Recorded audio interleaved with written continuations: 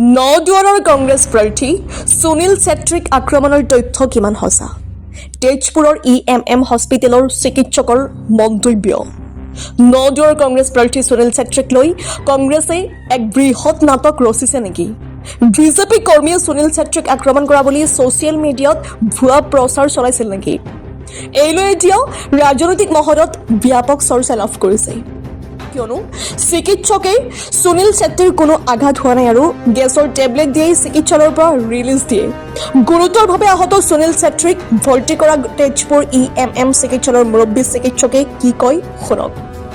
নদুৱাৰ পৰা প্ৰাণশংকৰ report, digital Assam live. আপুনি EMM হস্পিটেলৰ আপুনি ষ্টাফ হয়। কালি সন্ধিয়া 7মান বজাত নদুৱাৰ বিধানসভা সমষ্টিৰ কংগ্ৰেছ দলৰ প্ৰাৰ্থী সুনীল ছেত্ৰী ইয়াত এডমিট হৈছিলে। কওকচোন অকণমান। মানে এখেত আহিছিলে সন্ধিয়া 7:30 বজাত আহিছিলে। আহি পেলাই তেখেতে মানে ট্ৰিটমেণ্টৰ কাৰণে আহিছে। আহি পেলাই মানে আমাৰ ইমাৰ্জেঞ্চি ডক্টৰে চাই পেলাই মানে বেমাৰটো একো নাই বুলি পেলাই তেখেতক কৈ দিলে। কৈ পেলাই মানে 10-15 মিনিট সময়ৰ পাছত মানে আমি যাবও দিছিলোঁ তেখেতক, মানে একো বেমাৰ নাই বুলি পেলাই। তেতিয়া মানে সিহঁতে মানে অকণমান ৰেষ্ট ল'ম বুলি পেলাই কোৱাত মানে আমি এটা সৰু মানে কেবিন এটা দি দিলোঁ, 10 মিনিট সময় ৰেষ্ট লওক বুলি পেলাই। তাৰপিছত আমি বেলেগ এটা পেচেণ্টক এই ৰুমটো মানে বেলেগ এটা পেচেণ্টক মানে কৰিছিলোঁ, মানে এলট কৰিছিলোঁ। এলট কৰাৰ লগে লগে মানে পেচেণ্টটো আহি গ'ল। তাৰপিছত আমি কৈছোঁ যে আপোনালোকতো একো মানে অসুবিধা নাই, মানে ডক্টৰে কৈছে মানে যাব পাৰিব বুলি পেলাই কোৱাত মানে সিহঁতে মানে কি কয় আমি নাযাওঁ, জবৰদস্তি আমি নাযাওঁ। আৰু 10-20-50টামান মানে ল'ৰাবিলাক আহি পেলাই যদি আমি যাবলগীয়া ইয়াৰ পৰা ওলাই দিয়ে আমি হস্পিটেলটো ভাঙি দিম, এনেকুৱা মানে নানা ধৰণৰ মানে পৰিৱেশৰ মানে সৃষ্টি কৰিছে সিহঁতে।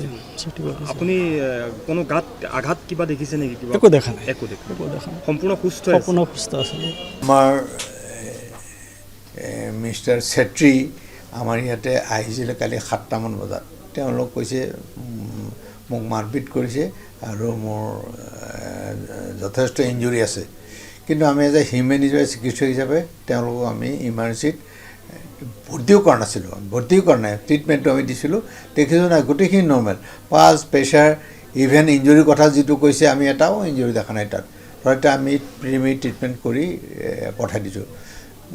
আমি এডমিশ্যনো কৰা নাই, ডিছচাৰ্জো কৰা নাই তেতিয়ালৈকে। কিন্তু তেওঁলোকৰ অনুৰোধ ক্ৰমে আমি DC উপায়ুক্ত মহোদয়ক আমি অনুৰোধ কৰিলোঁ যে এনে কথা। তেওঁলোকে নহয়, এইটো নিয়ম আছে, আপুনি তেওঁক ভৰ্তি কৰাই দিয়ক, প্ৰিমিয়াৰী ট্ৰিটমেণ্ট কিবা দিলে দিয়ক, তাৰপৰা আমি ডিছচাৰ্জ দি দিব। তেওঁৰ আদেশ মতেই আমি তেনেকৈ তেওঁলোকক ভৰ্তি কৰা দেখালোঁ আৰু আমি ৰাতি ডিছচাৰ্জ দি দিছিলোঁ, কিন্তু তেওঁলোক ৰাতি নগ'ল। তো আমি ডাক্তৰজনে পেচেণ্ট বুলি ক'লে আমি তেওঁলোকক গতিয়াই ওলাই দিব নোৱাৰোঁ। তো আমি কোনো ধৰণৰ আৰু ট্ৰিটমেণ্ট দিয়া নাই, তেওঁ শুই আছে। তো ৰাতিপুৱা আমি ডিছচাৰ্জ কিন্তু তেতিয়াই দিছোঁ, ৰাতিপুৱা তেওঁলোকে গুচি গৈছে। ছাৰ, আপুনি সুনীল ছেত্ৰীৰ গাত কোনো ইঞ্জুৰি আপুনি দেখা পোৱা নাই? মই ভালকৈ চাইছোঁ, আমাৰ ডাক্তৰ কেইবাজনেও চাইছে। আমি সুনীল